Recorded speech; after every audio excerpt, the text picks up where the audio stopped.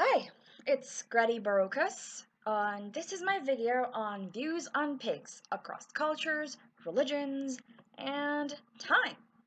For my class, English 101, Animals and Their Representations.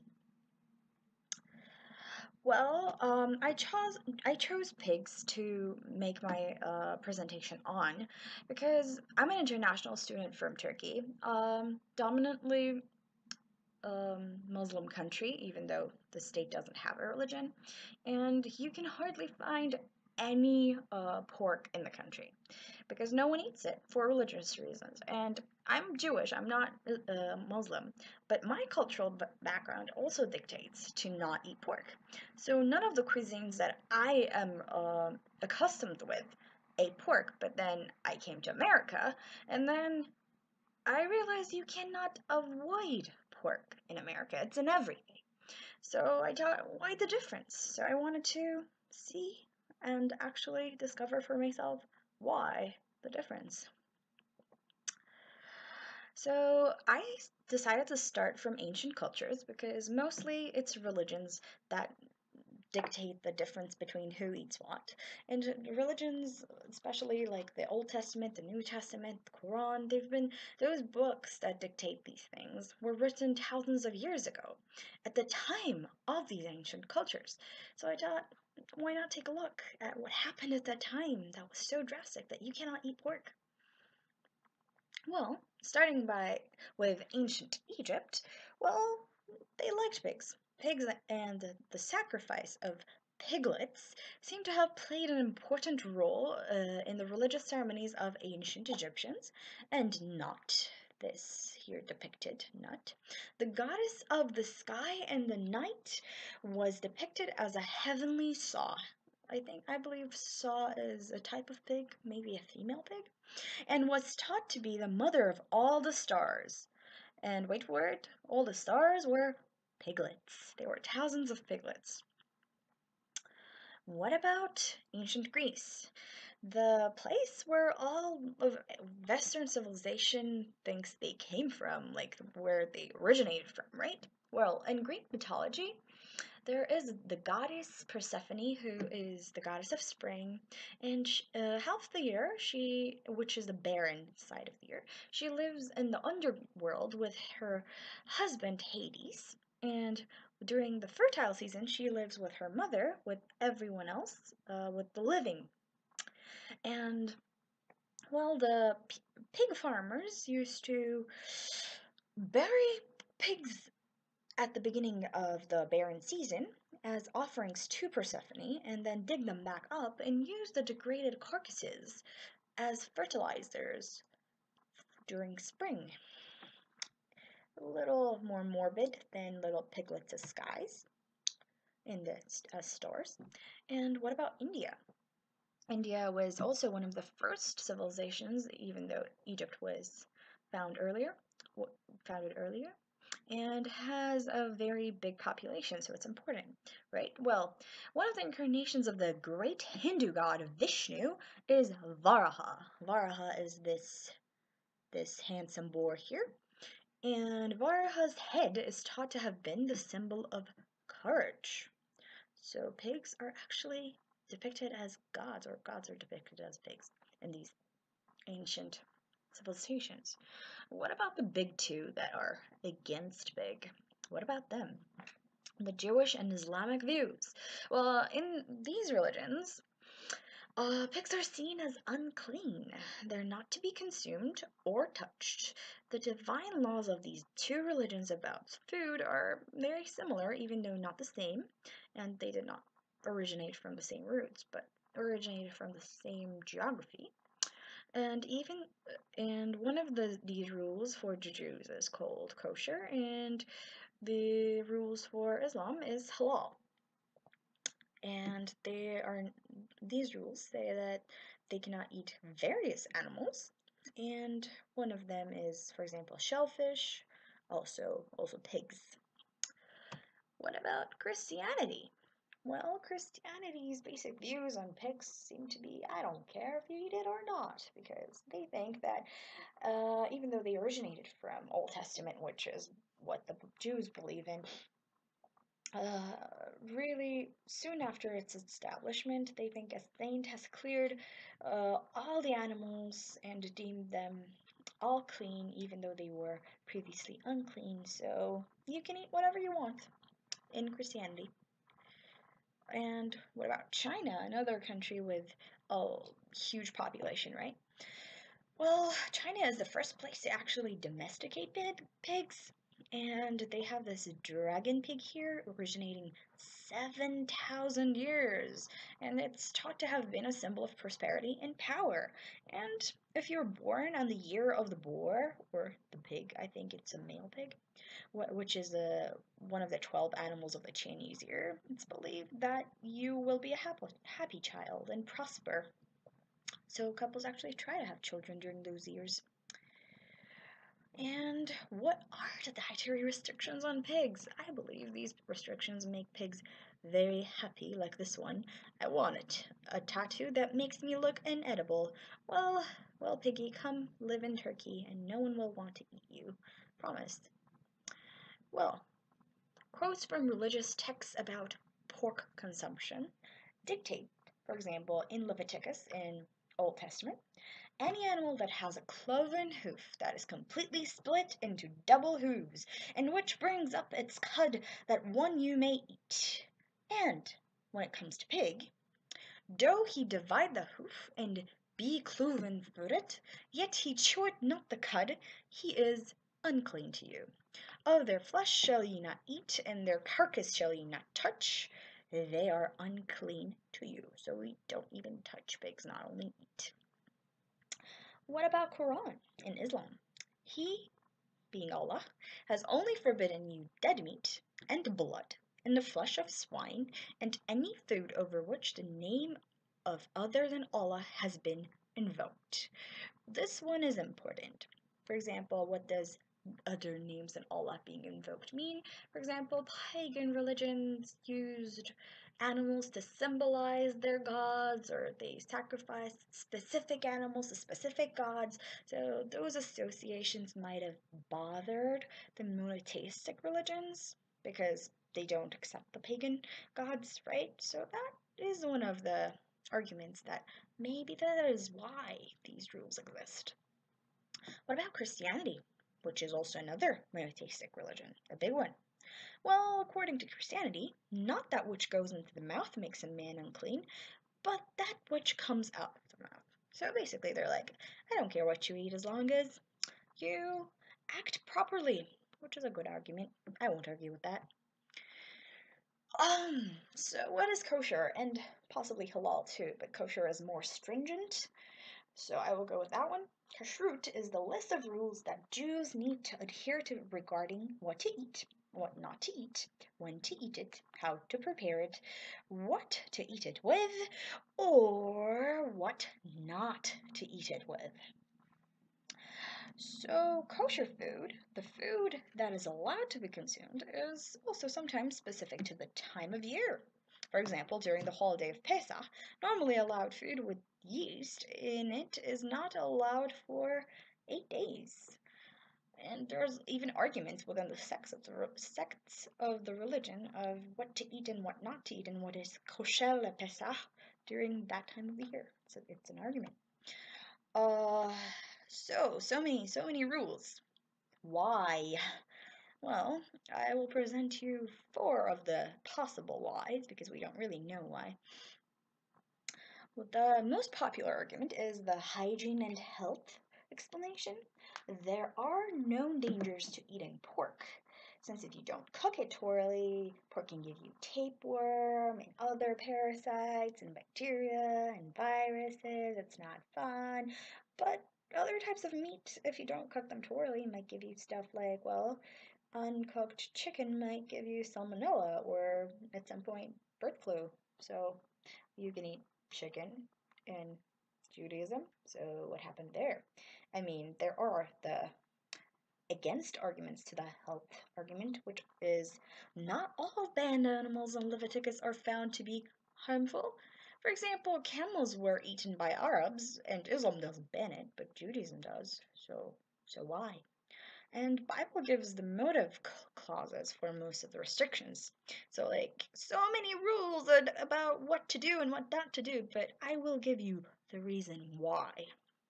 And the reason why they gave was animals eating and traveling habits, like chewing the cuds and what the animal eats before you eat it, but health wasn't stated as a reason.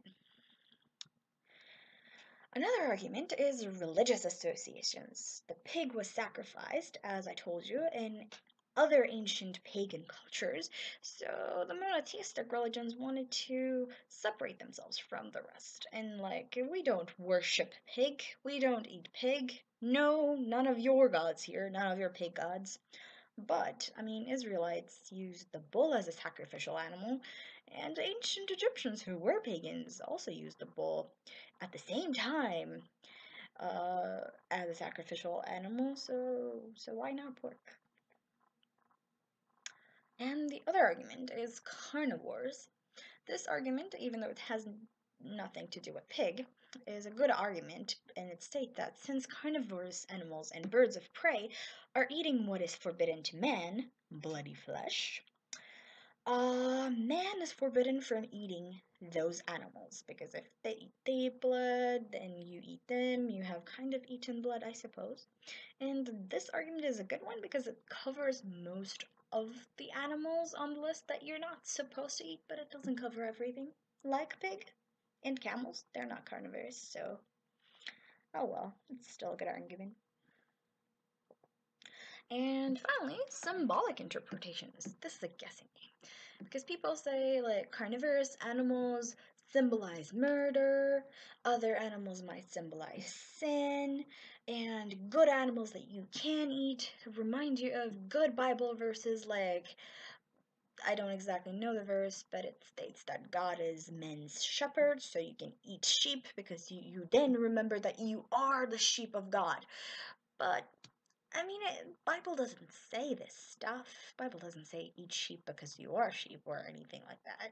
This is just religious commentators' belief. So who knows what symbolizes what? It's a guessing game. Well, it's not a perfectly good argument, but it is one out there. And also, it is really hard to adhere to these rules. For example, back in Russia, at the beginning of the 19th century, 20th century, Jews were really religious. They tried to adhere to these rules, and pork making people unclean is one of the beliefs, of course, as I stated. And Christians, not all of them, of course, but they were a big population of Christians, and some of them became angry. They were like, how dare you say I am not unclean because I eat pork? And then they grabbed and attacked some Jews, and the ones they captured, they put pig's fat on their lips and were like, haha, you are unclean now too. And that wasn't nice. However, only a few decades later, in the 1920s and 30s, Soviet Jews breeded and sold pigs. They still didn't eat them, but breeding and selling pigs includes, of course, touching pigs. So that is also not allowed, but they did that. But I guess anything to stay alive. And I'm not one to judge because I don't adhere to all the kosher rules. And even though I don't eat pig, I don't adhere to all of the kosher rules. All the kosher rules are a different animal. So let's see what it would look like if you try to adhere to all of them. So we are at McDonald's and we're going to find out what kosher options we have on site.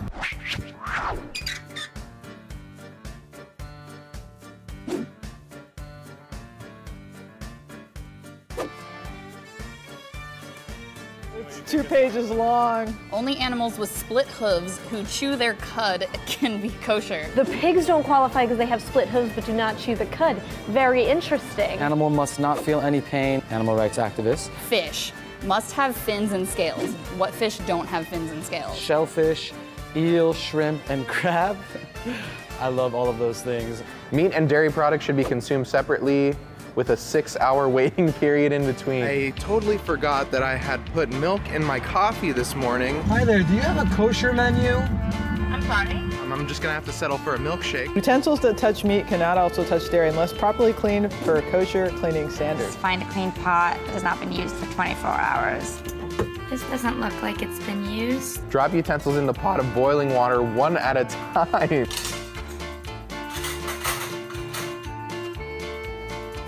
Kosher wine can only be handled by Jewish people. This wine is not kosher. One exception is that if the wine is heated to almost boiling, it can then be handled by non-Jewish people. Why? Man, Jews love to boil sh**. This is intense. I foresee myself breaking this. I'm ready to do this and go back to my roots. So I have now officially stocked up for my week of keeping kosher with these 12 bottles of kosher red wine. I bought all this food before we started this video, but I can't eat any of it. I didn't know what I was going to be able to eat for breakfast, but it turns out these waffles are... Oh no! I literally just dropped all the waffles, but these toaster waffles are kosher. Hi, welcome to Starbucks. How may I help you today? Hi there, do you all have a kosher menu by chance? Do you think this food today is kosher? I don't know. It's like meat. I don't know what kosher is. No, unfortunately, no. Do you have kosher options? Like, is it? No kosher options. What are we looking for, Jen? Kosher alcohol? Everyone wants to take a round of Jello shots, but Jello isn't kosher. I don't know if what I'm drinking is kosher. It's tequila. Kicks are kosher. Kicks are kosher! Here's where I'm struggling. Almond milk creamer does not have an OU sign. I woke up really hungover this morning, and I was really craving a pulled pork sandwich, and I completely forgot about the whole kosher thing, so here I am. We're about to eat the kosher chicken that Josh prepared. So I just got back from a camping trip. There wasn't really anything kosher. Ice cream is hard to find kosher, so we actually got Dole Whip. Little holiday holla. I'm like the worst Jew in the world. I just got a tattoo. My Jewish ancestors are rolling in their graves. I think if I learned anything this week, it was that I do not deny myself of like anything that I want. And I would just walk around the kitchen going, no, can't eat that, can't eat that. By the end of it, it was pretty simple. Like, it wasn't, like, you could go to a restaurant and even if they didn't know whether or not the meal was kosher, you could kind of tell. At restaurants and stuff, I guess I would try to just eat whatever seemed the most kosher instead of asking. I think it would have been easier if I had like a community of people around me. I went to a Shabbat dinner, which a lot of my friends do, and I don't always go, but I thought it would be a perfect opportunity, A, to hang out with friends, and B, to keep very easy kosher. All props to people who do this. I couldn't do it, and you do it every day. Okay, so as you can see, it's not easy to keep kosher at all. It's not only pork. So, who wins this debate? Should we eat pork or not? Well, you can read my opinion right here, but I will. Well, in my opinion, what you eat depends on you and what makes your body feel right, what gives you peace of mind. If you want to abstain from any kind of food because maybe environmental reasons, you want to go vegan and not eat any meat, that is your choice. If you have health reasons, if you have religious or cultural reasons, it is not my place to tell you what to eat and what not to eat. But for me, well, I'm Jewish and Turkish, like I said, and when I came here, I lacked, of course, exposure to pork at all, or it was very, very minimal when I went out of the country for the few times, and I did not know what pork tasted like, what it would do to me, so I tasted it here, and it wasn't nice. It destroyed my digestion, so pork is not for me, but it doesn't mean it can't be for you, and many of my friends and many of the previous cultures and current cultures love it, so if you do you. And here are my references before I leave you with this funny video over here. It's International Bacon Day, so if you're a pig, run.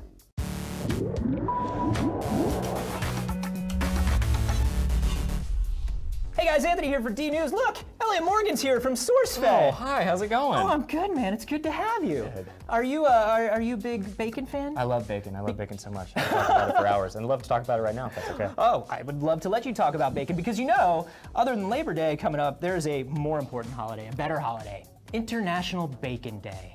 The holiday to end all holidays. So, in honor of the holiday, Anthony and I are going to go point counterpoint on bacon.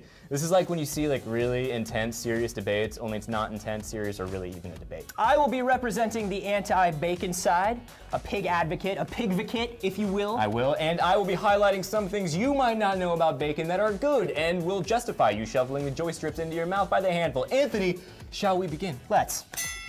First off, before you yank that airtight wrapped frozen block of cholesterol from your freezer, you should know that for every piece of sausage or 2 strips of bacon you eat, the risk of pancreatic cancer jumps by 19%. So basically, my first anti-bacon point is that bacon is killing you. Slowly. With cancer. Counterpoint, worth it. Seriously though, coming out of the gate with death is an excellent debate tactic. But here's something you probably didn't know. Bacon can help cure your nosebleeds. Cured salted pork was shoved up someone's nose who was hemorrhaging and it cured them. Get it? Cured? Because it's, I'm sorry. I feel like a wad of Kleenex would have done the same thing. Probably. That news could come in handy for all those fistfights that break out in an IHOP. Bacon can be considered partially addictive, by the way, point 2. It has 6 kinds of umami in it, which is the 5th basic flavor type after salty, sweet, sour, and bitter. Addictive, Elliot, equals bad. Yeah, but like in addition to being addictive, bacon is high in protein, and that protein helps boost one's metabolism after a night of heavy drinking. That's right, bacon cures hangovers. What could possibly be bad about something that helps cure hangovers? I mean, besides the idea that one addiction, the bacon, could be used to support an even worse addiction, causing someone's life to spiral out of control. But besides that, fair, yeah. Besides that, small side point, yeah. The anti-bacon side, I think, wins here. It causes cancer, it can be addictive, and it can make you spiral out of control, Elliot. I'm your friend, I'm here to help you. Good job. I feel like I had one more point. What was it? Oh yeah, bacon is delicious, and it brings joy to people in the morning, right after they wake up, which is typically a sad time because they were just sleeping, and sleeping's only a little bit better than bacon, so it helps us all. All right, we'll call it a tie. Beautiful. Bacon tie for International Bacon Day. Hey. And thanks for watching.